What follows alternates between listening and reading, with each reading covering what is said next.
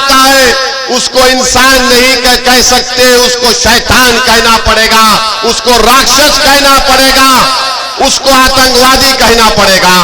जिन्होंने कन्हैया लाल को मारा वो आतंकवादी थे, जिन्होंने जितेंद्र मेघवाल को मारा वो भी आतंकवादी है, जिन्होंने जुनैद और नसीर को मारा वो भी आतंकवादी है। ये सब मारने वाले आतंकवादी हैं। इन आतंकवादियों को निकाल कर उखाड़ कर फेंकना हमारी जिम्मेदारी है। मगर अशोक गहलोत मुख्यमंत्री सिर्फ कन्हैया लाल के कातिलों को आतंकवादी कहते हैं। अशोक गहलोत साहब जो इंसान का कत्ल करता है वो आतंकवादी है, उसका नाम चाहे कुछ भी हो वो आतंकवादी हो जाता है। मगर राजस्थान के मुख्यमंत्री आप देखिए कि जुनैद और नसीर को आप क्या देते हैं, 15 लाख देते हैं 3 स्कीम के तहत, और गवर्नमेंट की नौकरी नहीं दी जाती उनके पीड़ित परिवार को। मेरे अजीज दोस्तों और बुजुर्गों, हम अशोक गहलोत मुख्यमंत्री से पूछना चाहते हैं कि आपके दिल में ये सोच कैसे पैदा हो गई कि कन्हैया लाल का कातिल आतंकवादी है, जुनैद और नसीर और जितेंद्र मेघवाल के कातिल आतंकवादी नहीं है। अशोक गहलोत अपनी सोच को बदलो। तुम पूरे प्रदेश के मुख्यमंत्री हो, तुम्हारी नजर में सब बराबर होने चाहिए। तुमको अल्लाह ने मुख्यमंत्री बनाया इंसाफ करने के लिए, मगर तुम मुख्यमंत्री होकर भी इतने बड़े ओहदे पर रहकर भी अशोक गहलोत तुम अपने छोटेपन का मुजाहरा क्यों कर रहे हो? अरे सब पे इंसाफ करो, सबसे इंसाफ करो। आप कन्हैया लाल से भी आपने किया, अच्छा किया, जितेंद्र मेघवाल से भी करो, जुनैद नसीर से भी करो आप, क्योंकि जो इंसान को मारता है उसको इंसान नहीं कह सकते, उसको शैतान कहना पड़ेगा, उसको राक्षस कहना पड़ेगा, उसको आतंकवादी कहना पड़ेगा।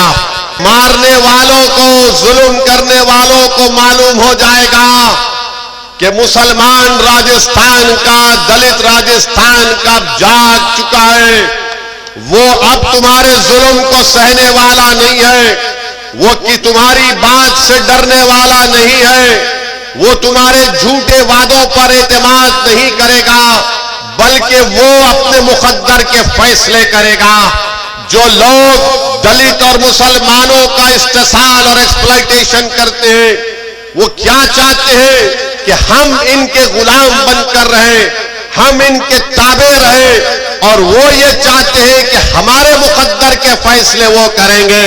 तो सुनो कांग्रेस और बीजेपी वालों, तुम एक कमरे में बैठकर दलित और मुसलमानों के मुकद्दर के फैसले नहीं करोगे, बल्कि हम तुम्हारे सामने कुर्सी डालकर, मेघवाल पैर पे पैर डालकर, और वैसे ही तुम्हारी आंखों में आंखें डालकर कहेगा कि हम करेंगे हमारे मुकद्दर के फैसले, तुम नहीं करोगे। हम जो बोलेंगे हमारे समाज के बारे में, जो हम बेहतर जानते, तुमको करना पड़ेगा। तो मेरे अजीज दोस्तों और बुजुर्गों, इस बात को आपको महसूस करना है। मैं हमारे भाई ने कहा कि जितेंद्र मेघवाल को गहलोत सरकार ने सिर्फ 8 लाख रुपए दे दिए गए। हम पूछना चाहते हैं अशोक गहलोत मुख्यमंत्री साहब से, अशोक गहलोत साहब, जितेंद्र मेघवाल की जान, कन्हैया लाल की जान, जुनैद और नसीर की जान एक ही जान है। इंसान की जान की कीमत अलग नहीं हो सकती है नाम की बुनियाद पर। अगर कन्हैया लाल को 50 लाख रुपए दिए गए हैं तो जितेंद्र मेघवाल को भी 50 लाख दिए जाने चाहिए थे। अगर कन्हैया लाल को 50 लाख दिए गए थे तो जुनैद और नसीर को भी 50 लाख मिलने चाहिए। इंसान इंसान होता है, मजहब के नाम पर इंसान की जान की कीमत में कमी या बढ़ाई नहीं की जा सकती है। मैं राजस्थान के मुख्यमंत्री अशोक गहलोत साहब से कहता हूं कि यकीनन जिन्होंने कन्हैया लाल को मारा वो आतंकवादी थे। जिन्होंने जितेंद्र मेघवाल को मारा वो भी आतंकवादी है। जिन्होंने जुनैद और नसीर को मारा वो भी आतंकवादी है। ये सब मारने वाले आतंकवादी हैं। इन आतंकवादियों को निकाल कर उखाड़ कर फेंकना हमारी जिम्मेदारी है। मगर अशोक गहलोत मुख्यमंत्री सिर्फ कन्हैया लाल के कातिलों को आतंकवादी कहते हैं। अशोक गहलोत साहब, जो इंसान का कत्ल करता है वो आतंकवादी है। उसका नाम चाहे कुछ भी हो वो आतंकवादी हो जाता है। मगर राजस्थान के मुख्यमंत्री, आप देखिए कि जुनैद और नसीर को आप क्या देते हैं, 15 लाख देते हैं 3 स्कीम के तहत, और गवर्नमेंट की नौकरी नहीं दी जाती उनके पीड़ित परिवार को। मेरे अजीज दोस्तों और बुजुर्गों, हम अशोक गहलोत मुख्यमंत्री से पूछना चाहते हैं कि आपके दिल में ये सोच कैसे पैदा हो गई कि कन्हैया लाल का कातिल आतंकवादी है, जुनैद और नसीर और जितेंद्र मेघवाल के कातिल आतंकवादी नहीं है। अशोक गहलोत, अपनी सोच को बदलो। तुम पूरे प्रदेश के मुख्यमंत्री हो, तुम्हारी नजर में सब बराबर होने चाहिए। तुमको अल्लाह ने मुख्यमंत्री बनाया इंसाफ करने के लिए, मगर तुम मुख्यमंत्री होकर भी, इतने बड़े ओहदे पर रहकर भी अशोक गहलोत, तुम अपने छोटेपन का मुजाहरा क्यों कर रहे हो? अरे सबसे इंसाफ करो, सबसे इंसाफ करो। आप कन्हैया लाल से भी आपने किया, अच्छा किया, जितेंद्र मेघवाल से भी करो, जुनैद नसीर से भी करो आप, क्योंकि जो इंसान को मारता है उसको इंसान नहीं कह सकते, उसको शैतान कहना पड़ेगा, उसको राक्षस कहना पड़ेगा, उसको आतंकवादी कहना पड़ेगा। हम मुख्यमंत्री के सोच की मजम्मत करते हैं कि इतना बड़ा प्रदेश के मुख्यमंत्री हैं और सोच इतनी छोटी उनकी क्यों हो गई, ये आपको फैसला करना है। मेरे अजीज दोस्तों और बुजुर्गों, जब जुनैद और नसीर की हत्या कर दी गई तो जमील खान ने हमसे कहा कि साहब आपको हैदराबाद से निकलकर घाटमीका को आना पड़ेगा। मैंने कहा मैं जरूर आऊंगा। मैं हैदराबाद से निकला और फिर हम लोग घाटमीका गए। जुनैद के पीड़ित परिवार से हमने मुलाकात की। क्या आप जानते हैं मेरे अजीज दोस्तों और बुजुर्गों कि जुनैद के 7 बच्चे हैं। जुनैद का बड़ा भाई पागल है, नींद पागल है, उसके भी 6 बच्चे हैं, यानी 13 बच्चों की जिम्मेदारी जुनैद की थी।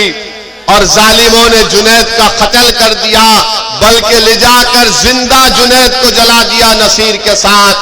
आप बताइए, हमने इस बात का डिमांड किया था कि अशोक गहलोत जयपुर से निकलकर घाटमीका क्यों नहीं जाते। मैंने कहा कि अशोक गहलोत घाटमीका से 40 मिनट दूर एक मुकाम पर एक शादी की तकरीब में जा सकते हैं, तो क्या इन जुनैद और नसीर के घर को क्यों नहीं गए? मैं बोलता रहा तो अशोक गहलोत साहब को थोड़ी शर्मिंदगी महसूस हुई। निकल कर गए और जाकर जुनैद और नसीर के घर को उनको जाना पड़ा। ये हमारी पहली कामयाबी है। अगर आप अपना नेता पैदा कर लेंगे तो याद रखो, जुनैद और नसीर जैसी हत्याएं खत्म हो जाएगी और हर कोई आपसे डरेगा। वरना आज राजस्थान हो या देश हो, बीजेपी और कांग्रेस ये समझती है कि मुसलमान और दलित और कमजोर ये लावारिस है, ये हमको छोड़कर कहां जाएंगे। अरे मैं आप तमाम से कह रहा हूं कि हम लावारिस नहीं हैं, हम किसी के मोहताज नहीं हैं। अगर हम मोहताज हैं तो रब्बे करीम के मोहताज हैं, हम इंसानों के मोहताज न थे न कभी रहेंगे, खुदा ना खास्ता। अल्लाह हमारे लिए काफी है। मगर ये बीजेपी और कांग्रेस के लोग ये समझते हैं कि ये लावारिस हैं, इनको छोड़ दिया जाए, ये कहीं पर नहीं जाएंगे। अरे अब तुम जाग जाओ कांग्रेस और बीजेपी वालों, अब राजस्थान की राजनीति में एक विकल्प पैदा हो चुका है, उसका नाम मजलिस-ए-इत्तेहादुल मुस्लिमीन है। और हम तमाम 36 बिरादरियों के पास जाकर बात करेंगे, हम दलित भाइयों से बात करेंगे, उन सबको साथ लेकर आगे बढ़ेंगे। ये कांग्रेस और बीजेपी मैच फिक्सिंग करती है कि 5 साल अशोक गहलोत और 5 साल महारानी बैठेंगे। अब ये नहीं चलने वाला है, ये नहीं चलने वाला है। अभी आप जो घर में बैठकर बोलते हैं कि 5 साल मैं बैठता हूं, 5 साल तुम बैठ जाओ, अब कोई नहीं बैठेगा। अब तुम्हारी कुर्सी पर हमारी नजर है, अब हमारी कुर्सी पर हम बैठेंगे, तुमको नहीं बैठने देंगे हमारी कुर्सी पर। तुमने 60 साल हमारी कुर्सी पर बैठकर हम पर जुल्म किया, तुमने इंसाफ नहीं किया। अब तुम्हारी कुर्सी पर हमारी नजर है और हम अपनी कुर्सी को हासिल करेंगे इंशाअल्लाह ताला। हम अपनी आवाज को राजस्थान की विधानसभा में भी जाएंगे। अगर हमारा ये भाई मेघावाल जीत जाता तो राजस्थान की असेंबली में तूफान मच जाता, मगर क्यों जीतने नहीं दिया? क्योंकि जानते हैं कि गुलामी नहीं करेगा, ये सच्चाई को बयान करेगा, इसलिए रोकते हैं। और हमारे खिलाफ, ओवैसी के खिलाफ, मजलिस के खिलाफ क्यों है? क्योंकि जानते हैं कि ये सरफिरा है, किसी के बाप को सुनने वाला नहीं है। ये वो जानते हैं कि मैं ताकत के आगे झुकने वाला नहीं हूं, मैं दौलत के आगे बिकने वाला नहीं हूं, मैं अपने जमीर को, अपने ईमान को बेचने के लिए तैयार न था, न कभी रहूंगा इंशाअल्लाह ताला। मेरे मुकद्दर में अगर सियासी कामयाबी अल्लाह लिखेगा तो जरूर मुझे मिलेगी, अगर नहीं लिखेगा तब भी मैं अपने ईमान का सौदा करने को तैयार नहीं हूं। आप मेरा साथ दे या ना दे, मगर मैं तुमको चाहने वाला हूं, मैं तुम्हारा दीवाना हूं, मैं तुम पर मर मिटने वाला हूं। मैं यहां पर इसलिए नहीं आया हूं कि तुम मुझे कामयाब कर दो या मेरी पार्टी को कामयाब कर दो। मैं तुमको इस बात का यकीन दिलाने आया हूं कि तुम अगर मेरी तरफ एक नजर भी नहीं देखोगे, मगर मैं तुम्हारे लिए लड़ता रहूंगा और तुम्हारे लिए मर जाऊंगा, मिट जाऊंगा।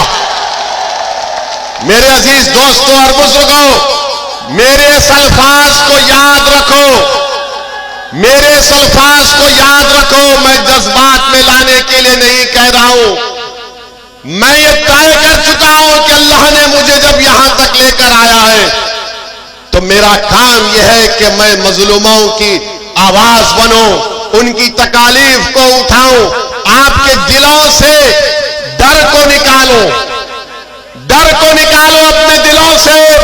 मेरे मुसलमान भाइयों, मेरे दलित भाइयों और बहनों, अपने दिलों से डर को निकालो। तुम क्यों डरते अशोक गहलोत से? तुम क्यों डरते नरेंद्र मोदी से? डर को निकालो।